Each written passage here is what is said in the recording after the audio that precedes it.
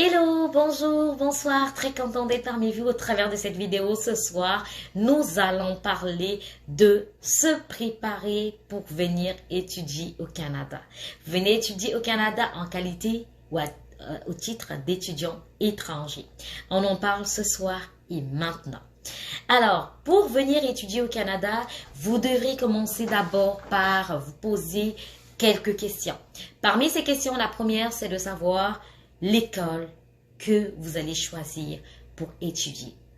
Il y a l'école, le programme dans cette école. Et ce qu'il vous faut pour pouvoir commencer, c'est de faire une inscription d'abord dans cette école-là. Alors, avant de passer à ces points, avant de rentrer dans l'inscription, nous allons parler des différentes appellations au Canada. Donc, au Canada, il y a des écoles primaires, secondaires. Il y a également des établissements d'enseignement post-secondaire. Et il y a des écoles de langue, il y a des établissements d'enseignement désignés, il y a beaucoup de choses. Mais on va se focaliser sur les écoles primaires et secondaires et les établissements d'enseignement post-secondaire. Donc, lorsqu'on parle des écoles primaires et secondaires, les écoles qui enseignent à des élèves jusqu'à la 12e année d'études sont appelées ici école primaire et secondaire. Donc, le primaire désigne habituellement la première à la 8e année et le secondaire désigne habituellement la 9e à la 12e année. Donc, de 9 à 12, c'est le secondaire. De 1 à 8, c'est le primaire. Donc, c'est vraiment la première année à la 8e année. Et on va parler maintenant des enseignements post-secondaires. Donc, lorsqu'on voit l'appellation d'établissement d'enseignement post-secondaire, ici, on parle des collèges, des universités, des collèges professionnels privés, des écoles de formation professionnelle et technique. Donc, quand vous voyez le mot post-secondaire, ne paniquez pas. Ça désigne simplement, c'est l'appellation pour les établissements d'enseignement postsecondaire, ce sont les collèges, les universités, les collèges professionnels privés, les écoles de formation professionnelle et technique. Et il faut savoir que chaque établissement d'enseignement postsecondaire a son propre ensemble de règles qui régissent la façon de s'inscrire, notamment le niveau de français ou d'anglais qu'il faut posséder pour être admis. Donc, après avoir fait cela, il faut aussi savoir que vous avez besoin, vous avez fait le choix du programme, vous avez fait le choix d'une école. Il faut savoir également qu'il y a aussi l'assurance maladie parce que l'assurance maladie ne fait pas partie du gouvernement. C'est pas le gouvernement qui prend en charge, c'est vous-même. Donc, vous devrez également prévoir tout ça. Donc, les établissements désignés, les provinces, les provinces et les territoires approuvent. Les écoles qui peuvent accueillir des étudiants étrangers, elles sont appelées établissements désignés, donc c'est EED, établissements d'enseignement désignés.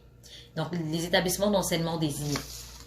Et si vous avez besoin d'un permis d'études, votre lettre d'acceptation doit provenir d'un EED. Donc, EED, comme j'ai dit tout à l'heure, c'était établissement d'enseignement désigné.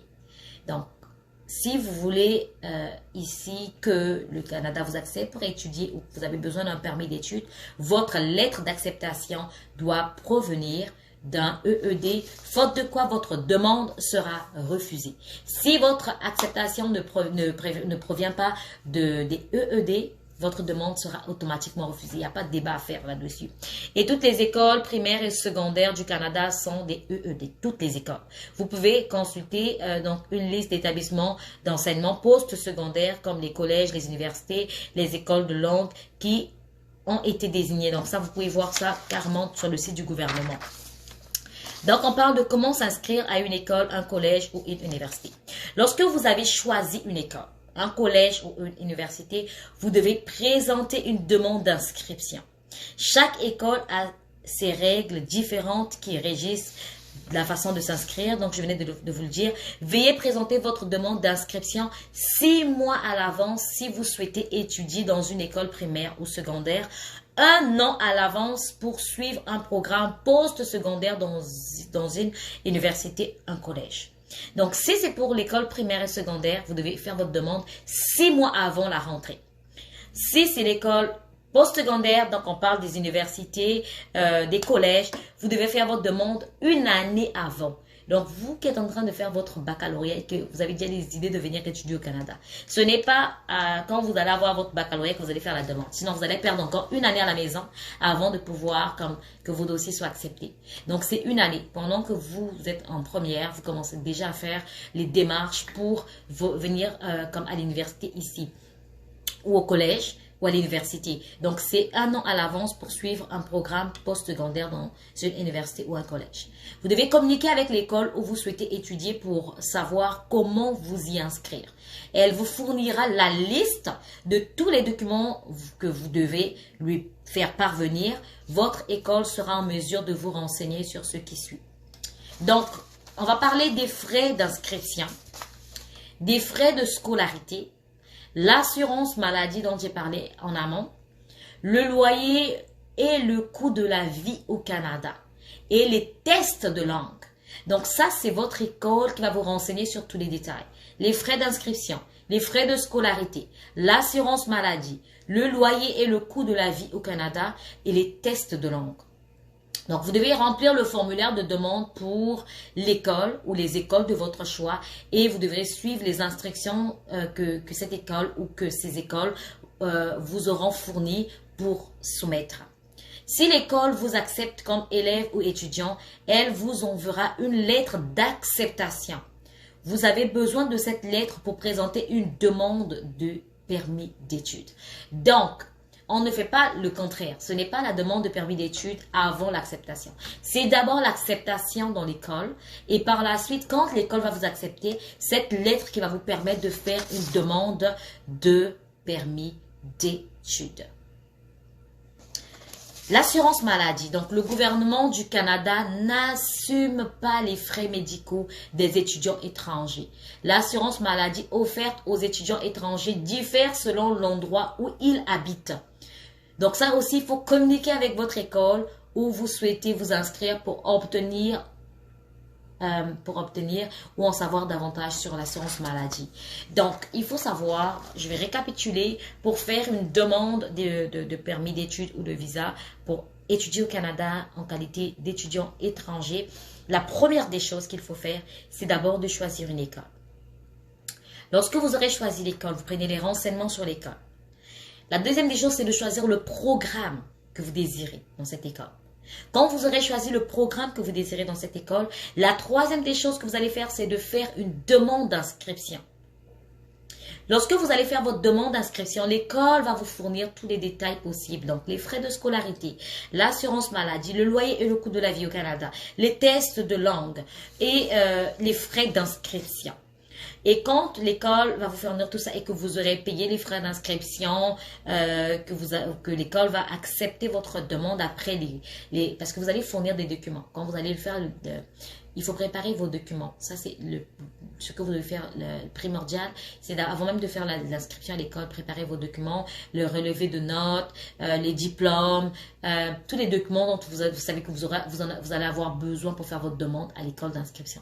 Parce que l'école, pour vous accepter, ils vont d'abord faire des recherches sur votre dossier. Et pour votre dossier, c'est vous qui fournissez les documents que l'école va vous demander. Vous pouvez aller voir sur le site du gouvernement, sur le site de l'école, plutôt vous allez avoir tous les détails de ce qu'il vous faut pour faire une demande d'admission à cette école-là.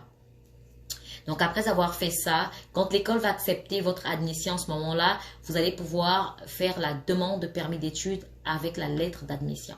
Et quand le gouvernement va accepter votre demande, on va vous envoyer un certificat de sélection du Québec. Ça, c'est pour le Québec. Pour Ottawa et Ontario, je ne sais pas. Mais pour le Québec, on va vous envoyer un certificat de sélection du Québec. Et là, ils vont vous donner un délai pour pouvoir fournir des preuves. Alors là, c'est là où ça va chauffer. Les preuves qu'on va vous demander, il y a beaucoup de preuves. On va vous demander également des preuves financières. C'est surtout ce point-là, souvent, quand les gens font les demandes et après, ils sont bloqués parce que financièrement, ils n'avaient pas pensé à ça. Croyez-moi, on va vous demander des preuves que vous avez un compte où il y a de l'argent qui va vous permettre de pouvoir subvenir à vos besoins ici au Canada et payer votre scolarité. Donc là, on parle autour de 15 millions, 20 millions de francs CFA. Pour ceux qui utilisent de francs CFA, il faut vraiment comme avoir un compte bien garni qui sera comme une preuve ou quelqu'un qui va se porter garant et qui va montrer que dans son compte, il y a suffisamment de fonds pour pouvoir subvenir à vos besoins. Donc, c'est juste après avoir fourni tous les documents que le gouvernement va vous demander. Et quand les documents seront fournis en ce moment-là, ils vont examiner votre demande pour pouvoir vous donner enfin le visa pour pouvoir venir au Canada. Donc, l'étape, c'est ça. L'inscription, après avoir fait l'inscription et le certificat de sélection du Québec, après avoir eu le certificat de sélection du Québec, maintenant c'est le visa. Et pour le visa, le gouvernement va vous demander également des documents. Mais déjà, quand vous allez faire l'inscription à l'école, vous allez ouvrir un compte. Et dans ce compte-là, vous aurez les détails de toute la procédure. Et même vous aurez en temps réel l'avancement de votre dossier, les détails sur l'état de votre demande en temps réel. Quand il y aura des mises à jour, effectivement, vous allez recevoir des courriels. Si vous avez mis un courriel au compte, bien sûr, on va vous dire qu'il y a des mises à jour et vous pouvez aller vérifier qu'est-ce que le gouvernement vous demande. Vous aurez également tous les détails sur les délais pour fournir les documents, si c'est un mois qu'on vous a donné, si c'est, je sais pas moi, 15 jours, si c'est 6 mois, si c'est 3 mois, vous aurez tous les détails dans votre dossier. Donc, quand vous commencez à faire votre demande, c'est pour ça que je dis toujours, préparez-vous en conséquence, préparez tous les documents dont vous aurez besoin pour que vous ne soyez pas en retard. Quand on va vous demander les preuves financières, que ça ne soit pas que vous commencez à courir auprès des oncles, auprès des tantes, auprès de la famille, auprès des amis pour pouvoir essayer de rassembler la somme. Non, préparez-vous bien avant. Quand vous faites votre demande, vous êtes sûr que tout est au point quand le gouvernement vous demande les détails. Plus vous allez donner vos documents plus vite, plus vite votre demande sera traitée. Plus vous allez fournir vos documents à temps, plus votre demande sera priorisée. Plus vous allez retarder, ben, ça va également retarder votre demande. Et si vous ne respectez pas le délai que le gouvernement vous donne pour fournir les documents, votre demande sera refermée et vous serez obligé de refaire une demande à zéro. Croyez-moi, surtout avec le temps de pandémie, ce n'est pas agréable de pouvoir avoir un refus ou de reprendre une demande à zéro parce que ça prend plus de temps que prévu. Donc, j'espère que cette vidéo vous sera bénéfique. Si vous avez des questions ou il y a une partie que vous n'avez pas compris, ben, écrivez-moi en commentaire et je vais répondre à vos questions, soit par vidéo ou soit directement par commentaire. Je vais répondre à vos questions. Donc, là, on parle du visa d'études et il faut prévoir beaucoup d'argent. Également, prévoir aussi votre billet. Ne faites pas les démarches, comme on dit, comme des gens qui vont à l'aveugle. Il y a beaucoup de choses à faire. Ça demande beaucoup d'argent, surtout pour le visa d'études. Non seulement vous devez avoir un compte bancaire bien garni, montrer que vous allez subvenir à vos besoins, mais il faut aussi prévoir votre billet pour que quand le gouvernement vous donne votre visa, parce qu'il y a un délai qu'on va vous donner également pour vous rendre au Canada avant la rentrée. Je pense que c'est 1 mois avant la rentrée pour que vous soyez prêts parce qu'il y a des livres, il y a des instructions qu'on va vous donner, le temps aussi de pouvoir vous familiariser avec le Canada. Et si vous allez être au campus, si vous allez louer